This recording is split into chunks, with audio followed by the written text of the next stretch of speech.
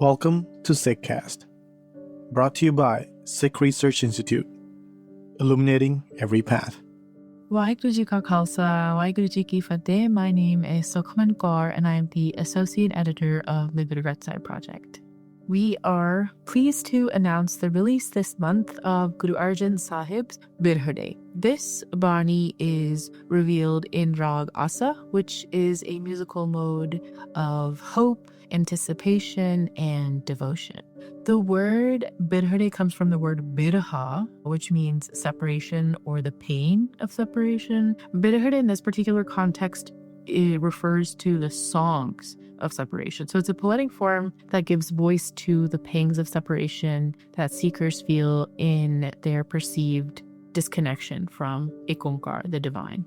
The Birhare composition in the Guru Granth Sahib is the oldest recorded example of this sort of particular poetic genre under the specific title of Birhare. But we see this theme of birha or separation in Baba Farid Ji's sloks, all of which are already published on the Guru Granth Sahib Project website. The great Sufi Hazrat Shah Hussain also writes very much or very often about birha or separation in his Kafis, which are another Punjabi poetic form of which she's a pioneer of. And most notably among sort of contemporary Punjabi poets, we find Shiv Kumar Batalvi's Birha tu Sultan, which literally starts with Baba Farid Ji's slok, the 36th one, which is literally Birha Birha Akhiye, Birha tu Sultan. So there are lots of connections to be made with separation and birha and birhare in Punjabi literature and sort of Punjabi literary history.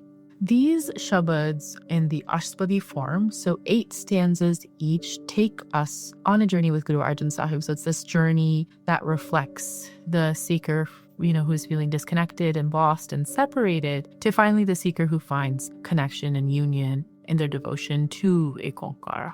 And we really see that transformation happen as the themes of the compositions progress from Ashpadi to Ashpadi, from Shabad to Shabad. A striking feature in these Ashpadis is Guru Arjan Sahib's use of the word pyare, which our team translates as beloved.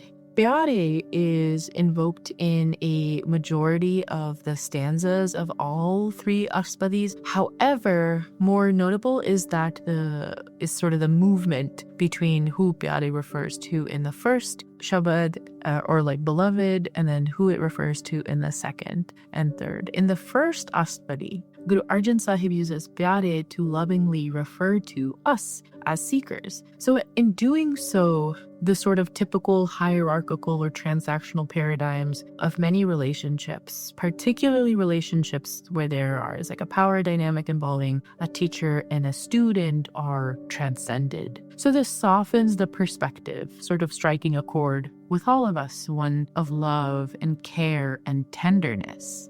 In the second and the third Ashpadis of this composition, pyare shifts to actually address the greater beloved, or the one IkOankar. We can also understand as sort of like the divine husband or the beloved husband. In these compositions, the tone is one of opening up to IkOankar with vulnerability, with longing and yearning and trust. It's like having a deep conversation with somebody who really hears us, who really cares about our well-being.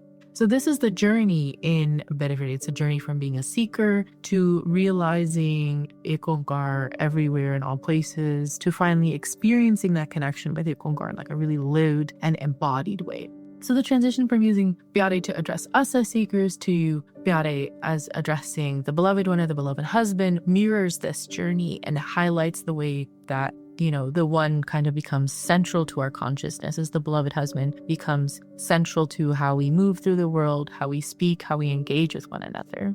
I'd like to focus on a stanza from the second Ashpadi, which really highlights this relationship.